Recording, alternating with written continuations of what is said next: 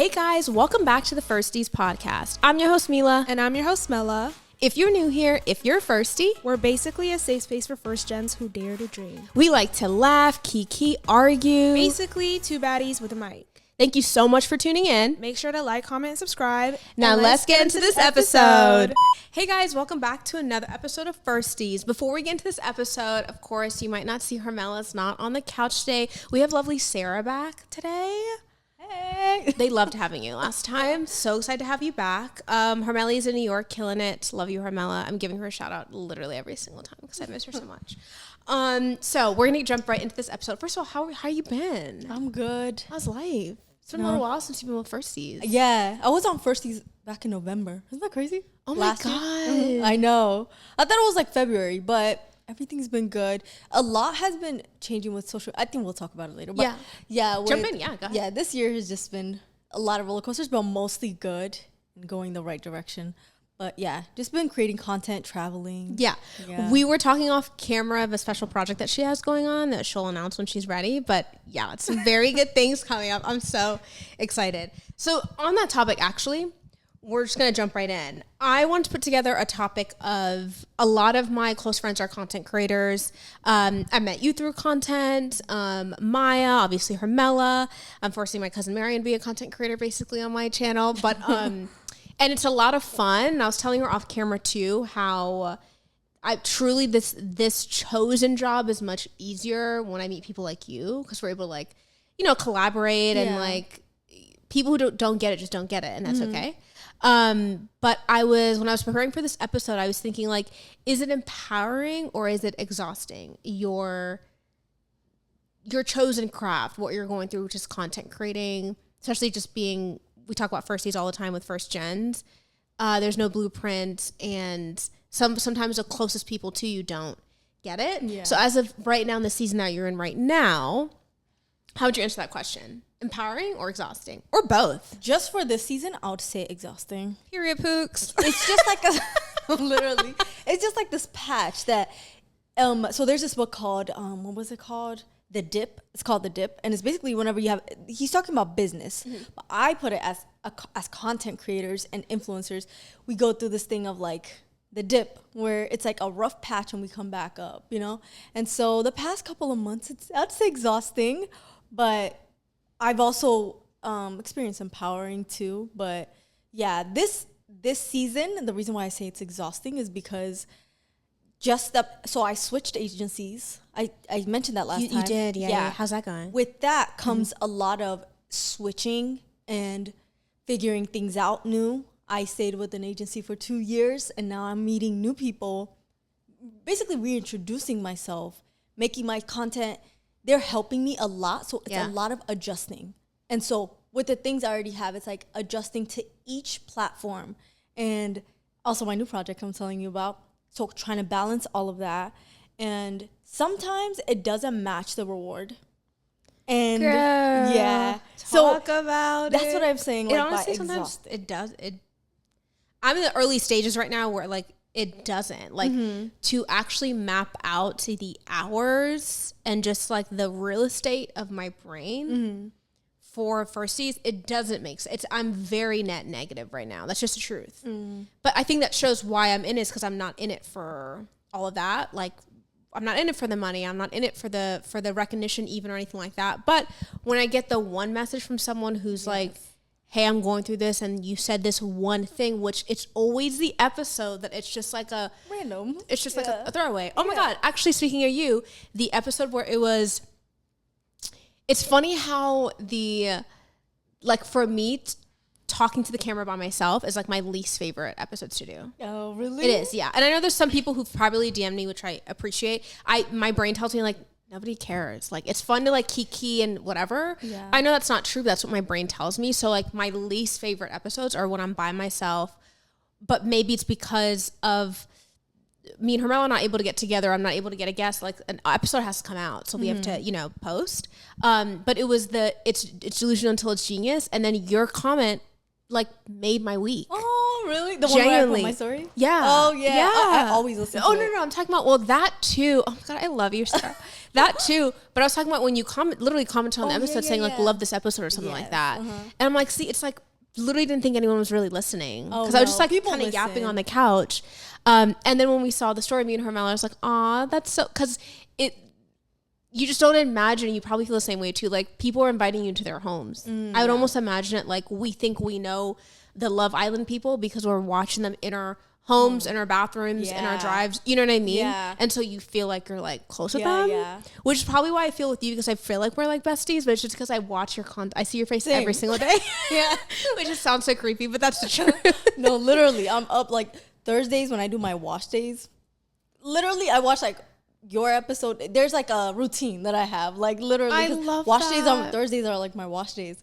So like I love watching your episodes too. Like, you know, just like you and Hermella talking. Sometimes it like even challenges me to think about things. I'm like, oh, I like that. And it's like sometimes I answer and I'm like, am I crazy? I'm not in the room. That means so much, because from a personal standpoint and from our content, I just look up to you. So it's crazy to hear that. You know what I mean? Like, genuinely look up to you, just like how you carry yourself, like your content, obviously your grind, your love for your family. Like, so that means like a lot. Yeah, of course. That's insane. That's actually insane. So you mentioned that is a little exhausting. Can I ask you, like, what exactly, for the people who are not content creators, what do you think exactly is the exhausting part? I think people forget, like, whenever you see content creators that they do it just because, you know, let me get my nails done and my hair. But, like, that's not everyone's content. There's some times where you don't want to do the content, but you have to do it because you kind of made a promise to yourself. And another thing I'll say is, like, if you want to be a content creator, I always say, like, a lot of people come to me and say, like, how can I start? What can I do? That's and the I'm like, $1 million question. Yeah. And I'm like, the two words that it's like consistency, but integrity. Like, when I tell people you need to know how to trust yourself, because if you said, I am posting this and I'm recording this at this time, you have to get it done, even if you don't feel like it at that time. So I think that's part of it that's exhausting, because when, you know, we have lives outside of, you know, creating content. And so when that gets in there too, it's like you have to balance that. And just, there's so many things that has happened the past 6 months. I made a whole video on it on my channel saying, like, I don't know what this whole 6 months felt like a whole year. Like, that's what I kept saying. I'm doing a mid-year reset from now to the end of the year, because I'm like, we have to flip this year. Yeah. Like, whether it's content, personal life, the state of the world, like, there's so many things that it's just in our head, and it's just like, you know. And then on top of that, it's like there's some times where I plan this content and I have to have that energy, but I don't. And it's like, how can I get into it? Do I need to drink coffee? It's insane. You know, and like trying to balance that too. So I think that's where the exhausting part comes in. And then also switching, like changing anything. That's all, like, you know, for me, my agency, that was just such a big thing. And then there's like, that also adds to it, because it's like you had a schedule, you knew people, you knew exactly what, you know, that your meetings were this time and this. So it's like a lot of change. So I think that's where like the exhaustion comes.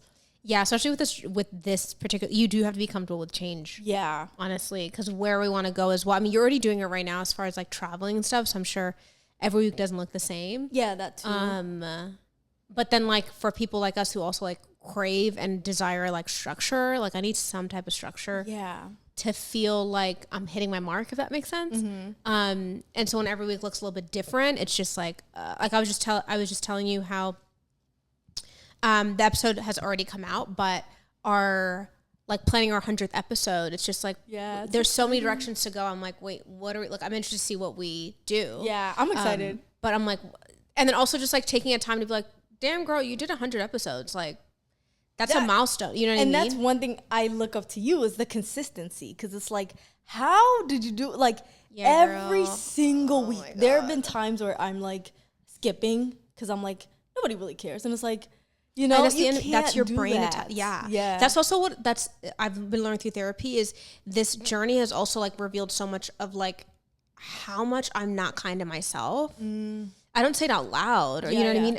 But I would never say it to like you or like my little cousin or whatever. I would just be like, "Girl, you got it." Like, all right, let's put together a schedule to make sure that you're always consistent. And so times when you have a headache and you don't want to film, or you're on your period that day, you have an episode to just put out. You know what I mean? So that means a lot coming from you. It really does. But part of that consistency is, probably building in a system where, because I think the times where I don't want to film, I don't want to set everything up.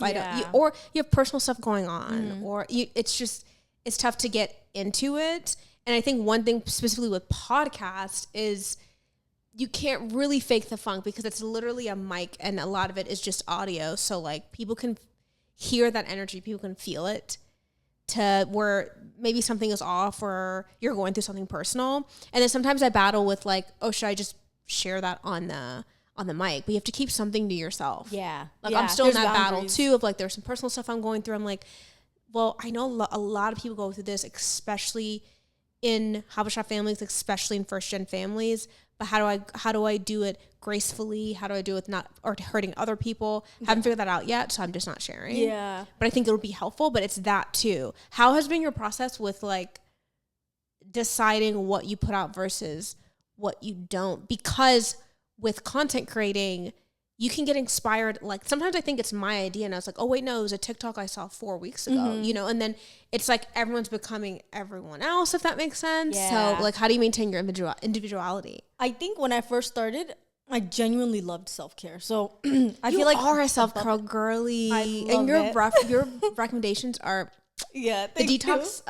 That's like my favorite. You gifted it to me. Oh yeah. But like, you like that? completely see difference. But go ahead, sorry. Oh, no. Right there. But I love when I love self-care. So outside of self-care, I didn't really share. That's how I started. So you knew me as me doing my hair, the same spot in the bathroom, this, me giving tips. It was almost educational. So when I decided to like open up more, introducing my sisters, my family, like outside, also dance, like I've done that, you know?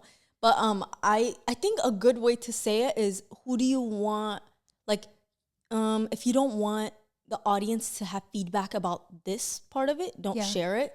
So like, I love my parents, but I don't put them as much, because it's like, I will be. You're not the one or two. Yeah, I'm not gonna. I don't want comments. You're not the one or anything. two. Yeah, literally. I'm like, it's tough. I'm gonna protect. You know. Yeah. And then like, also my love life, I try to keep that lower too, because it's like, first of all, I'm not no relationship therapist. Like, why would I give tips? Like, you know, even though they'll be like, asking for it, low key. That's what I'm saying. And I'm like, for me, like, I know how to do self-care. I know how to care for myself, but like that part I'm not that great with. So it's like, I'm not gonna share it, you know? But you know, when the time comes, I might share it too. Really? But, yeah. I don't know why that surprises me. Really? Yeah. Yeah. Share your love life? Yeah. Oh, period. I think I will. It's just like, I just need to like be. It's okay. Like, I just want to be more prepared for that. Because it's like, not that the comments will get to me. It's just, I feel like it's such a vulnerable thing to share, you know? It but, is. Yeah. So like, if I don't want feedback on that, I'm not going to share it. But everything else, like, I think like, if I have passion and I could talk about it for more, like, because self-care goes a big way now. Like, there's physical, mental, emotional, and all of that. Why I'm so excited for your secret project, but God. Oh, yes? Yeah. But, yeah, so I think that's how I think of it. Like, if I don't want feedback with that, like, I have strict boundaries. Because it's like, it was already hard for me to share at the beginning past the self-care things. And so now that I'm opening little by little, it's like I have to see, like, I don't want others to comment about this, so I'm not going to share it. Gotcha. Yeah. I don't know. For me, I was thinking about it while you're talking about it. I guess you're right. Like, there are certain things I just, like, for me, it was one where when I grew a little bit of following on TikTok from like family content, but then I was realizing that I was putting like my nieces and nephews on my thing, which like with permission from like my cousins and their parents. But like the internet is a bunch of weirdos. Yeah. You know what I mean? So like you want to be mindful of that. So I was like, I'm going to stop posting. And it did get a little strange when it's like I would go to Mahabud's or go to family functions and like, because my family knows I'm on TikTok and Instagram and everything and posting, and it's getting some traction that they're like now asking about it. And like the kids, you know, now ask a 7-year-old now what they want to do. They want to be a YouTuber. Yeah. You know what I mean? And so I was like, I don't like that now I'm going to like family parties and my little cousins are asking me like, let's do another TikTok. I'm like, no, let's have some fun. Just be a kid. Like, you know, but obviously they look up to me and my siblings. So like whatever we're doing, like, you know what I mean? If it was makeup, she'd be into makeup. You know what I mean? Like they're just into what we're into. Yeah.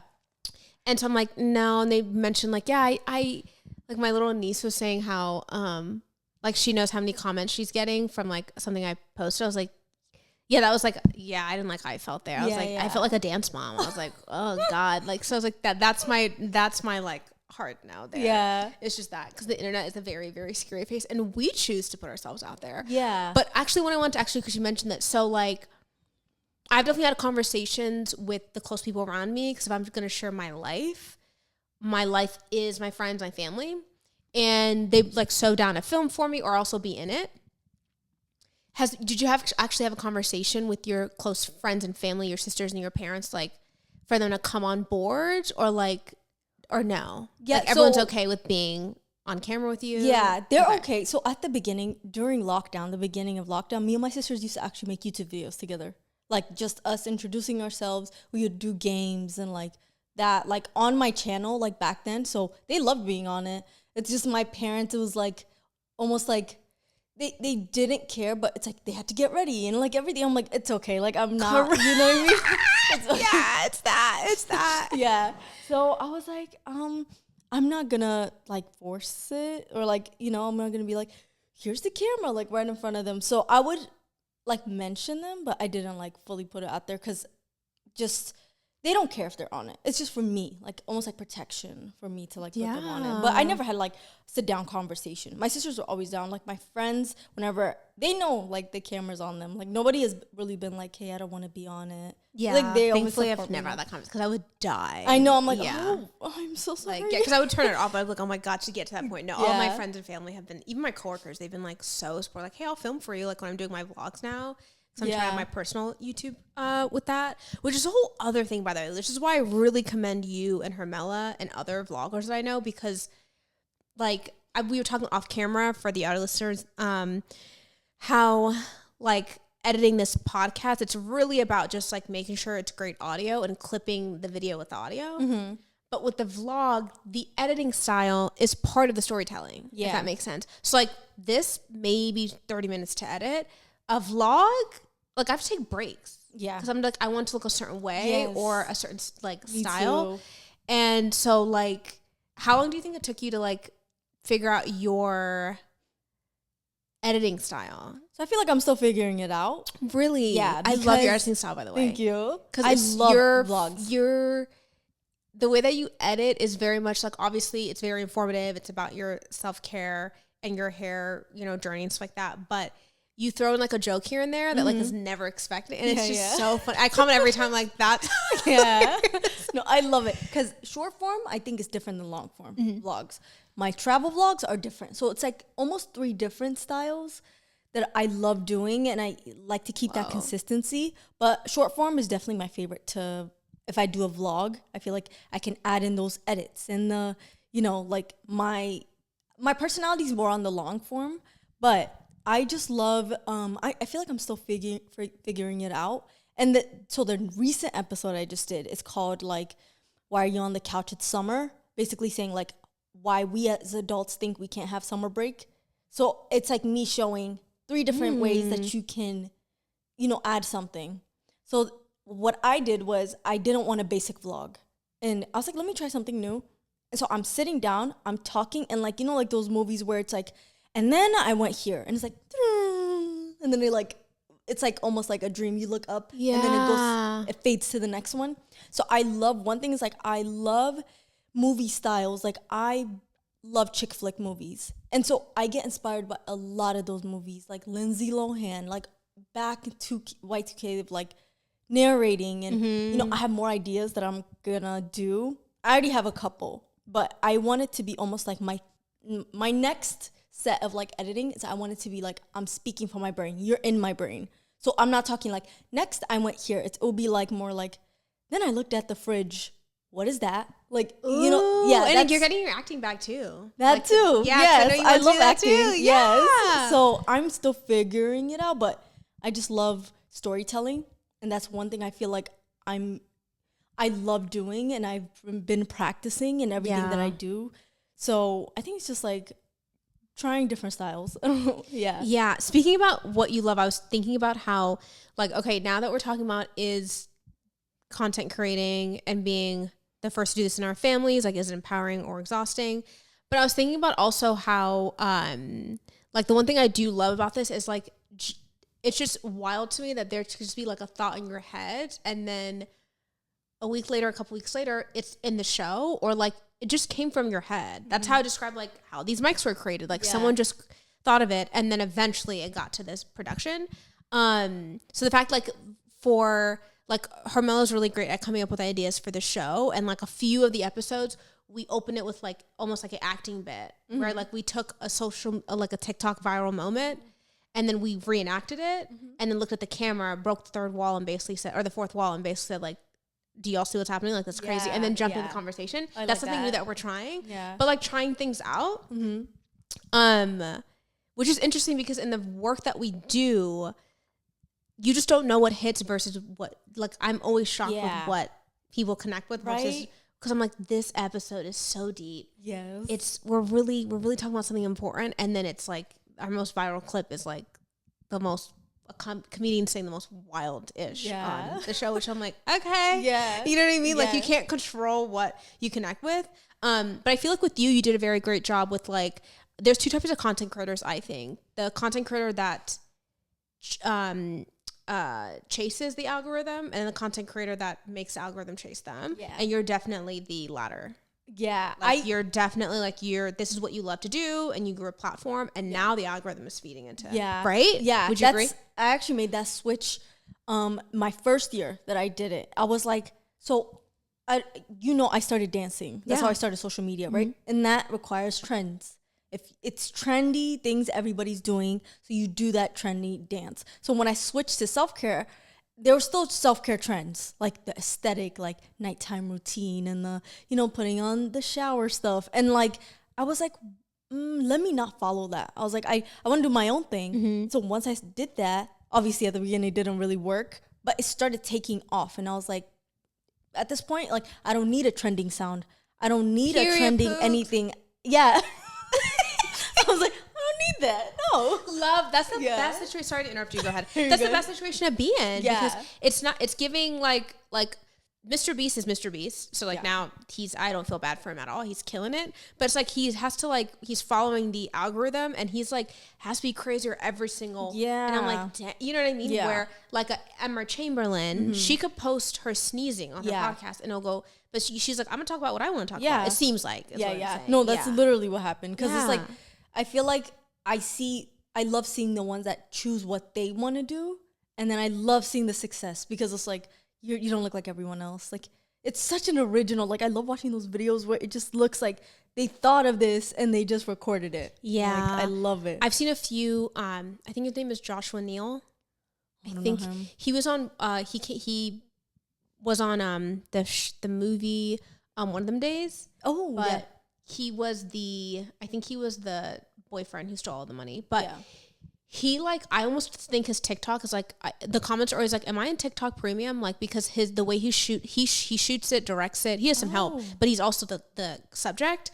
And then recently, like, his mother passed away, and he took some time off, but he's coming back, and his art is reflecting, like, the deep pain of, like, should I even try anymore? I was really just doing this. Like, these are my dreams, but it's only fun if my loved ones can see me achieve it, type thing. Yeah.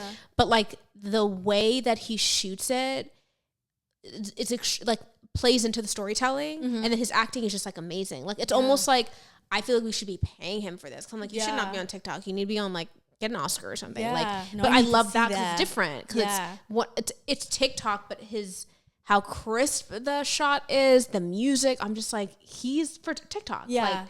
Like, that's insane. I love watching those type of videos. It inspires. I'm like, dang. Yeah, it's actually insane. So what I also want to move on to is guilt versus gratitude. Let's talk about it. Okay. When times where you're tired or exhausted, but then you're thinking, like, I should really be grateful, but then it's like, you don't want to invalidate your emotions. Like, this is not the hardest job ever. This is a dream job, and I absolutely love it. But with our personal life, our day jobs, all that stuff, it can be sometimes a lot. Mm-hmm. And again, this is like champagne problems. But how do you deal with that? With like, are you more on the, you feel guilty most of the times, or you're just like, whatever it is, you're just like happy to be here. You're grateful. I think there's obviously there's times where that I don't feel it, but gratitude is most of the time. Like, so before every episode, I pray.